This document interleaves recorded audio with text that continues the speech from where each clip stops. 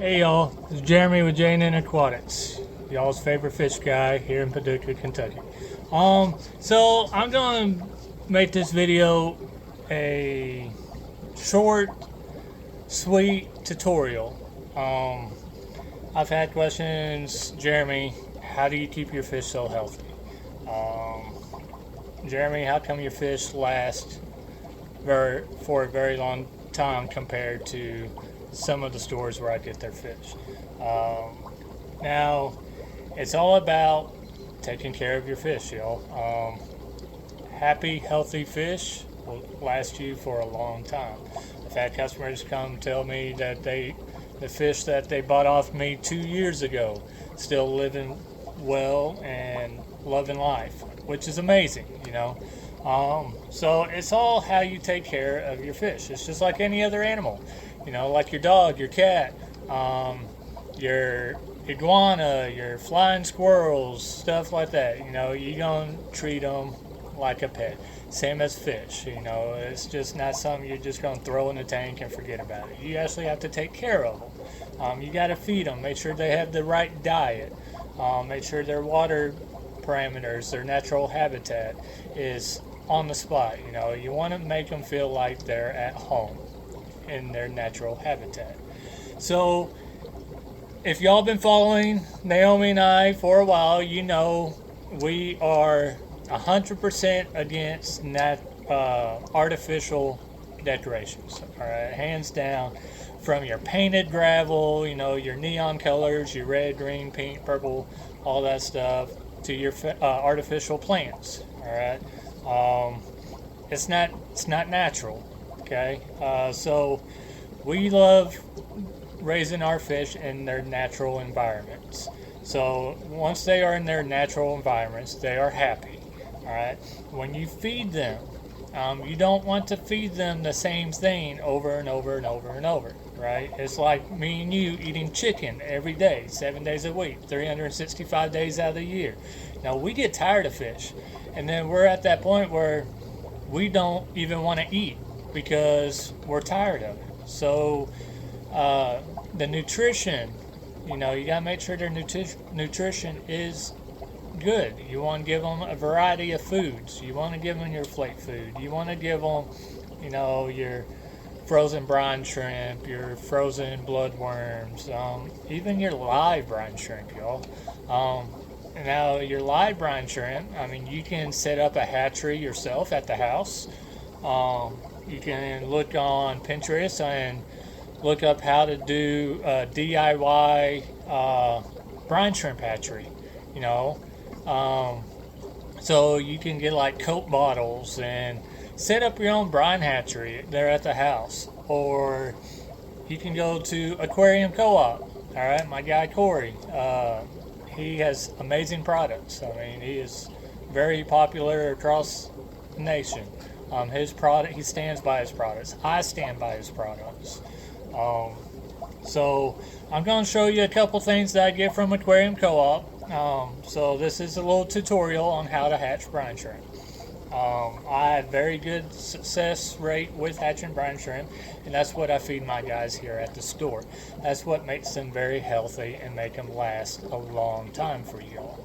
So we are going to start off with this hatchery by this, okay? Comes with a stand.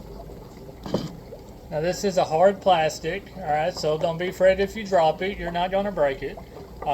Very hard. And comes with a lid, comes with a thermometer, stuff like that. I happen to have lost the thermometer, and I lost the little plastic stick that comes with it. So the aeration gets in there and stirs up the brine shrimp eggs. So I made shift. You know those little pipettes I sell at the store? So I made shift, a little thing here. So I wish I had everything, guys. I don't know where my lid went. Hold that thought.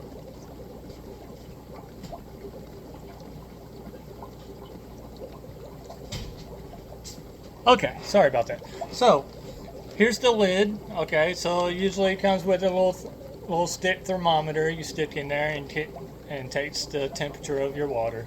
And then you'll put a hose right here from your air bubbler, and it puts the aeration into the hatchery and circulates those eggs. Now, I've lost all those pieces because I am terrible. I put things somewhere, forget where they get put, and sometimes they end up in the trash. I don't know. So I made shift a little pipette with a piece of air hose at the bottom. Okay. So that's my little makeshift lid contraption right there. And then, so to start off, you get your hatchery and you fill it up with your sink water. Okay, it doesn't have to be treated. You want that chlorine. That chlorine helps dissolve the eggs. So straight out of your sink is perfectly fine. Now, do you have to put a heater? You can put a heater. I don't. I let things happen naturally. Warmer temperature, you'll want it kind of like a warm temperature water in there.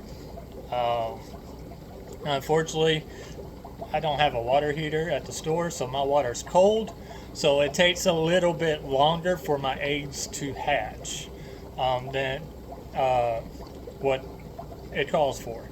So first thing, this is just like baking. So if y'all like to bake, setting up your hatchery, just like baking.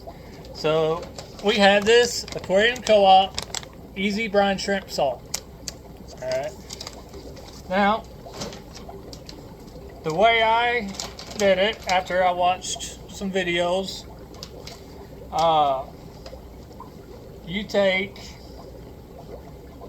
2 tablespoons of the Easy Brine Aquarium Salt. So there's one. And it doesn't have to be precise. I mean, you can have a little extra in there. It's not going to be crucial. There's 2 tablespoons of the brine shrimp aquarium salt. And then, Corey, don't hate me, but I am out of Corey's brine shrimp. That comes in a little container, green container. I'm sure y'all seen it. The hatch rate from his brine shrimp is very high.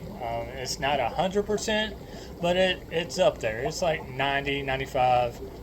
You have a really good hatch rate with his brine shrimp eggs. So, if you need brine shrimp eggs, you can go to aquariumcoop.com and order you some brine shrimp eggs, the hatchery, everything that you need to start up your own brine shrimp. He sells it all. Now, being with retail partners with Aquarium Co-op, we sell it here too. I'm just currently out of it. I plan on doing an Aquarium Co-op order here real soon, so if you would like to get a brine shrimp hatchery, if you would like to get the brine shrimp and you need the brine shrimp salt, let me know so I can put it on my order, and I'll have plenty for everybody. So, again, sorry Corey, I'm not using your brine shrimp eggs for this because I don't have it. So I do have a backup plan. Now I get this stuff right here from Amazon, okay, and it's not as good of a hatch rate as the Aquarium Co-op brine shrimp, but I do get a pretty good hatch rate. I'd probably get like a 85-90% hatch rate with this stuff. So not as good as his, but it does the job. It feeds my fish. So depending on your tanks, how many tanks you're feeding, you might want to put a teaspoon in there. Now, of course, I have several tanks here at the store, so I go through the brine shrimp quite often. So I normally grab a tablespoon of the brine shrimp eggs,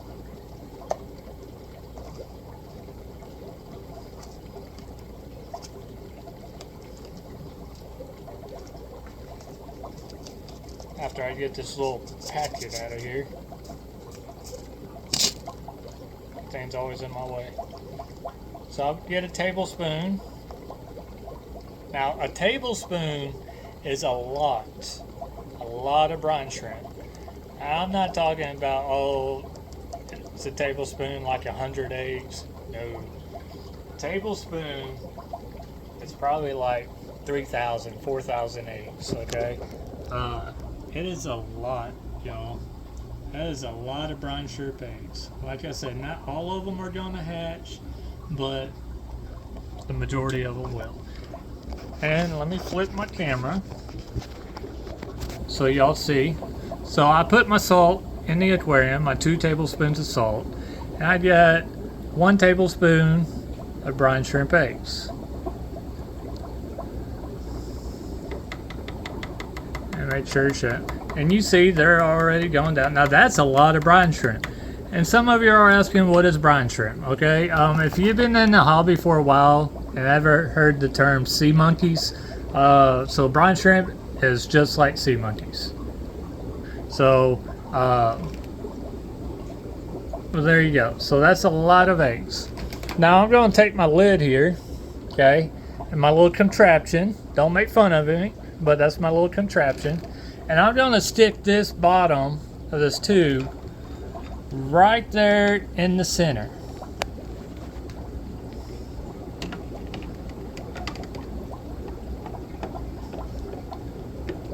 So it's going to be right in the center, y'all.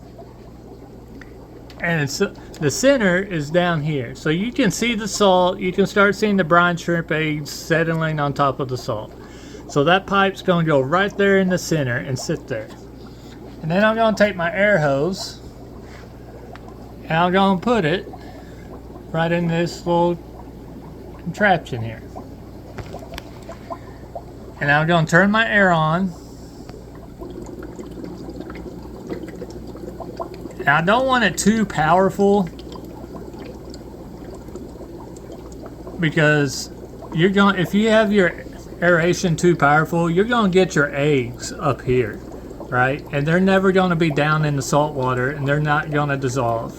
So you don't want your aeration way too high. You want just enough where it's circulating that salt, it's circulating those eggs. You want it just right. And if I didn't mention before, when you fill your container up, go below this line right here. Because like I said, if some eggs get up here, if you have it filled up, your eggs that might get stuck up here is going to be up here and you're going to have issues. And your water might overflow from the lid. So you want to kind of go below this little line right here. And I do about 1 inch below that line. So there you have it. That is how you hatch brine shrimp. Now, give it about 48 hours. They say 36 hours is really good. It really depends on the temperature of your water. The colder the water, the longer it takes. So 36 hours is a good time frame to know when your eggs are going to hatch.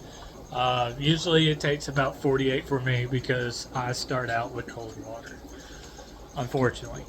But when they're ready, you can see, you'll start seeing a gold color. Alright, so when you start seeing a gold color, those are your hatched brine shrimp eggs. And that's what we call, in the fish hobby, the liquid gold. Alright, I know some of y'all have heard me about the liquid gold. That is what we call the liquid gold. And I will show you what I mean by liquid gold, because I have a harvest that I did, that I completed today. This is the liquid gold. It is a gold color. And those are live brine shrimp. They're going to give your fish the protein that they need. Don't be afraid. Yes, it's salt water, but it's not enough salt to harm your tank. So once after 36, 48 hours, and you go to harvest them, the next thing we'll need is a light. The brine shrimp is attracted to light. So you shine a light at the bottom, and then all your brine shrimp will fall down to the bottom, and all your unhatched eggs will float to the top after you turn the aeration off. And you'll see, I will show you once this batch is ready to go. I'll do another video and show